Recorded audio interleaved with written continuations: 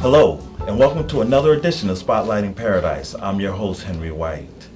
We're talking biz, continuing our series of talking business, and we're on location at the Pioneer Valley Boxing School, right here in the Valley, and we are with my man, my main man here, the owner, Coach Jada Bumpus, and so, how are you?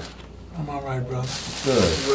Good to see you. So this brother here, Jada, has a boxing pedigree that's just out of this world. He's one of our community gyms here.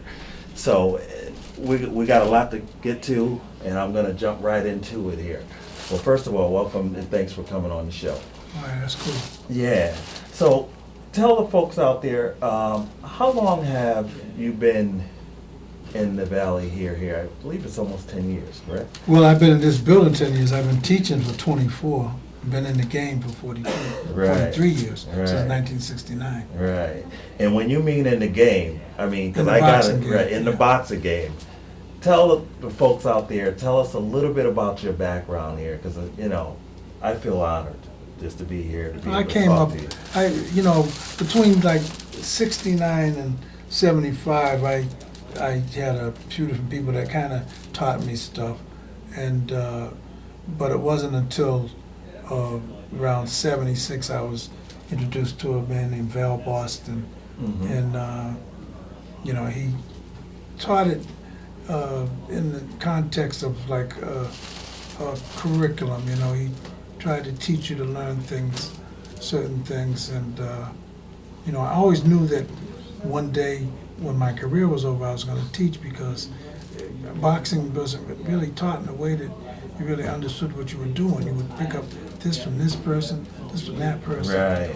And I was introduced to Joe Frazier in 1978. Oh, right there. Mr. The Joe Frazier? Yeah, I got a joke about that. Right, okay, Somebody saying right. Joe Frazier. Yeah, exactly. One time years ago, there's no joke about that with me. Really? But you were introduced, and actually he ended up managing Well, Joe and I you, right? became close, yeah. Right. Well, he right. brought me to Philadelphia, put me up in a really nice apartment, and it was a whole nice thing. Right. So. And that's how you really got your start. Well, that's when I really got to be around the elite trainers. Georgie Benton was my trainer, and he was training all the top fighters around at the time.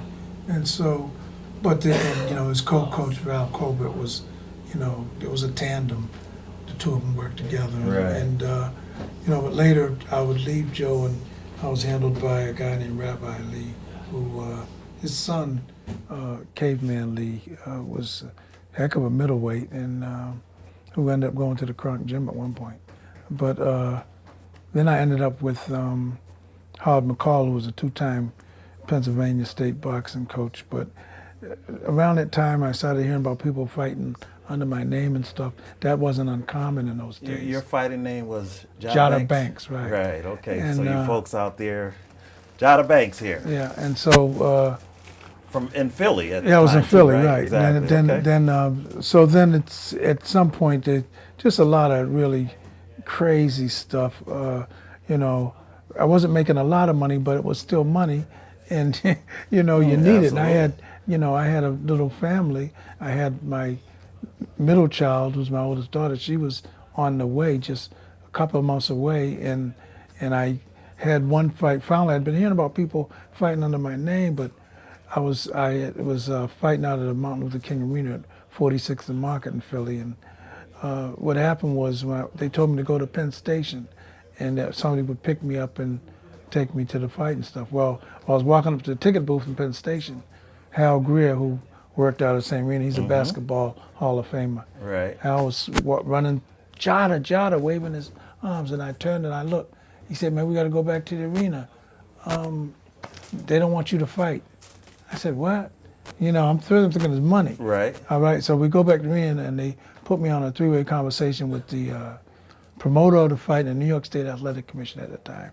He said, and the promoter said, "I met you before. Georgie Benton introduced me to you. You're a good little fighter."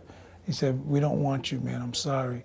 When I found out it was the real you, we don't want you." Wow. Like I said, I fought somebody under your name. I'm sorry. Wow. That's it. He said, so the New York State Athletic Commission at the time said, well, if you ever want to come up here, you can erase anything off your record you don't want. And I had just had it by then.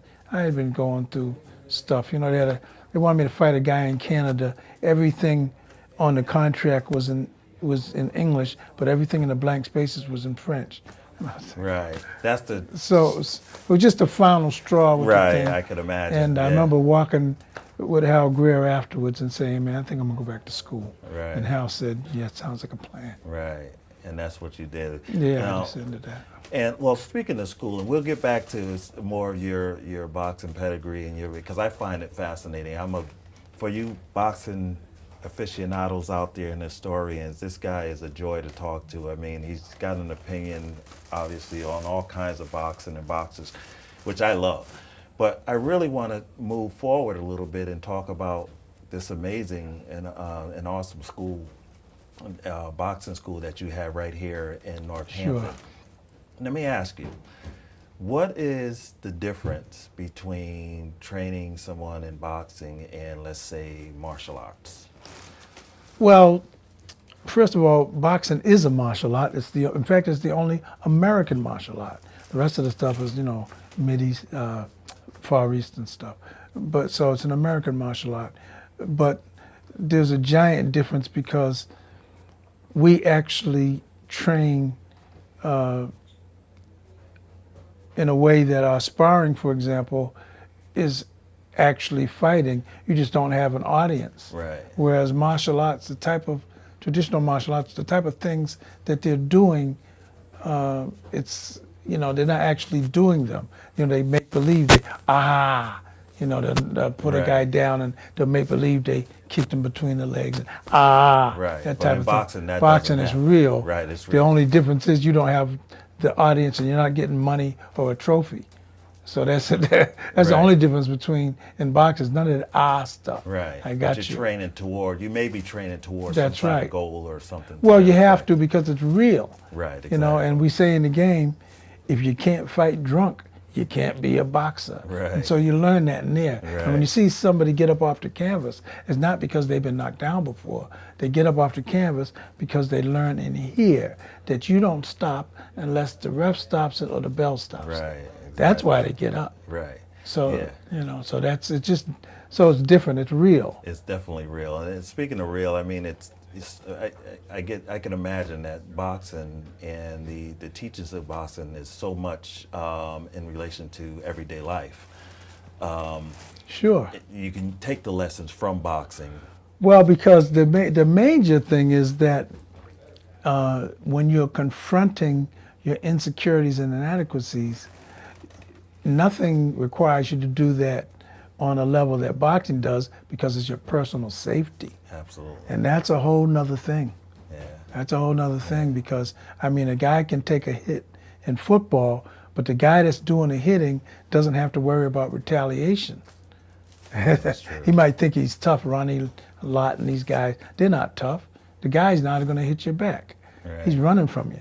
So you're not tough. These guys in football, Right, bad dude. You ain't I bad. think they might differ with you a little bit. Yeah, but, the guy ain't going to hit your back. Right. So that's a giant difference. They can differ all they want. Right. They ain't going to put them hands up. So let's talk about this, about the technique of how you teach and what you teach. How much of it is actual about the technique and how much of it is about nurturing and getting people prepared for, again, in life with their confidence and their emotional stability and balance? That's a great question because, I deeply believe, and this is a saying that my brother, who's also an educator, has been saying since the 1970s, and it goes like this. The range of a student's ability is seldom as wide as the range of encouragement that he or she receives. Wow. And that's how I teach. And so I encourage my student because you can do it. It's not the scolding and all the ridiculing and stuff And that you see. the hollering at them. Yeah, and none of sort that. thing. Stuff is not helping anybody. Right. And it might make somebody do something, but they're only doing it because of that. They don't really feel it. And, it doesn't really apply to anything for them. Right. You know, it's to me that type is an old school type of coaching that, you know, just You it's don't not really helping. subscribe to that I don't in the subscribe to that. My students love what they learn, Right. and they're able to apply it to other things Right. because of the way they learned it. Right. To me, a safe learning environment isn't more, you know, metal detectors and police. A safe learning environment is a place where the teacher isn't going to scold or ridicule you, or your fellow students aren't going to ridicule you, where you can take a chance, Right. Exactly. you know, and you Take a can risk. try. Exactly. Yeah.